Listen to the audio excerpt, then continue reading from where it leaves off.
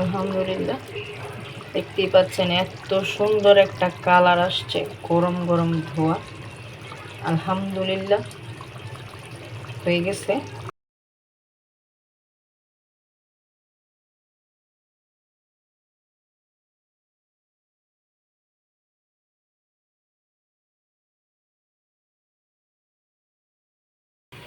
দেড় কাপ হবে মেবি।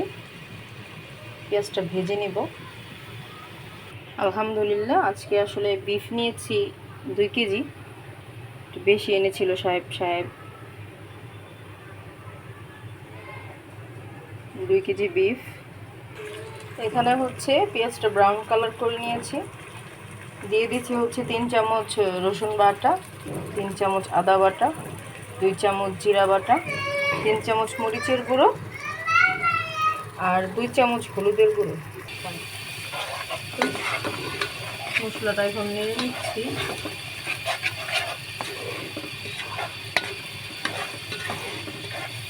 আজকে আমাকে ভিডিওতে হেল্প করছে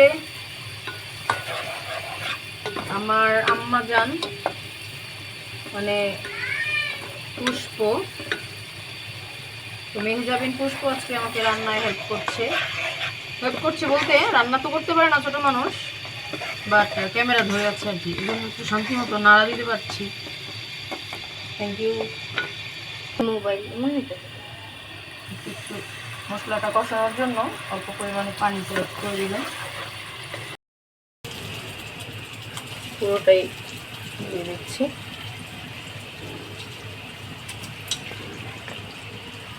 আমি কিন্তু অফ ক্যামেরা একটু জিরার গুঁড়ো দিয়ে দিচ্ছিলাম, ভিডিও নিতে মনে ছিল না।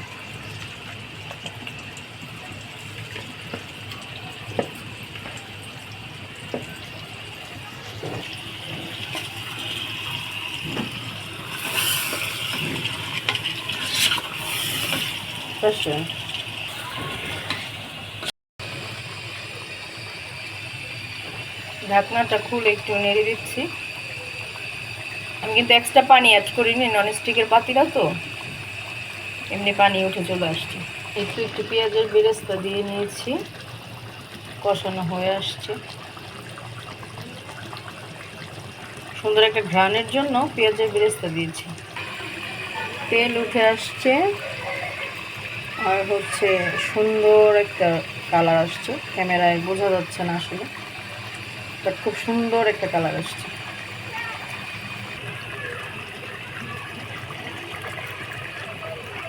কষানো হয়ে গেছে, এখন গরম পানিটা অ্যাড করে দেব। পরিমাণ মতো ঝোলটা দিয়ে দিয়েছি, দেখতেই পাচ্ছেন অলরেডি সিদ্ধ হয়ে গেছে, এর জন্য আসলে মাখাই দিয়েছি।